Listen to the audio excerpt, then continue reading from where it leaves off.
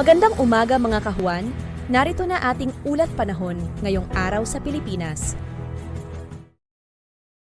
Narito ang ating weather update para sa araw ng Huwebes, June 19, 2025. Meron pa rin tayong binabatayang low pressure area dito sa loob ng ating Philippine Area of Responsibility.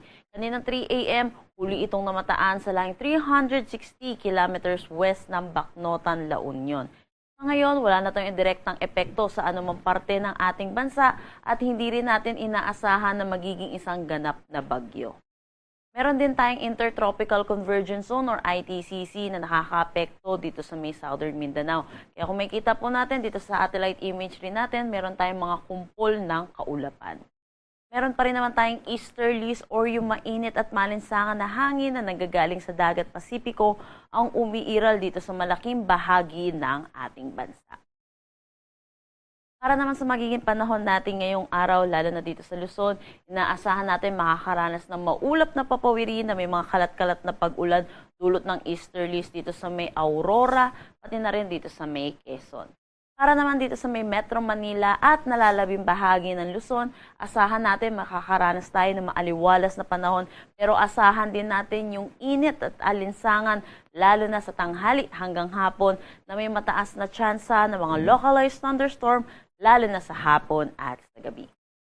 Agwat ng temperatura for Metro Manila 25 to 33 degrees Celsius, Lawag 24 to 32 degrees Celsius. For Tuguegarao, asahan natin ng 24 to 35 degrees Celsius, Baguio 18 to 24 degrees Celsius. For Legazpi, 26 to 32 degrees Celsius, at Tagaytay 23 to 31 degrees Celsius. Para naman dito sa may Davao Region, Soc-Sargent, Surigao del Sur, Zamboanga del Sur, Zamboanga Sibugay, Basilan, Sulu at Tawi-Tawi, asahan natin makakaranas sila ng maulap na papawiri na may mataas na tsansa ng mga pag-ulan throughout the day, dulot ito ng Intertropical Convergence Zone or ng ITCZ. Pero para naman dito sa may Palawan, Visayas at nalalabing bahagi ng Mindanao, asahan naman natin ang maaliwalas na panahon. Pero asahan din natin yung mga localized thunderstorm lalo na sa hapon at sa gabi. Agwat ng temperatura for Calayan Islands at Puerto Princesa, 26 to 32 degrees Celsius, Iloilo 25 to 32 degrees Celsius. For Tacloban, 26 to 32 degrees Celsius, sa Cebu, 25 to 32 degrees Celsius. Cagayan de Oro, 25 to 31, Zamboanga, 25 to 33, at Davao, 25 to 32 degrees Celsius.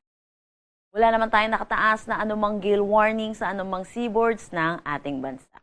Para sa karagdagang impormasyon, bisitahin ang aming mga social media pages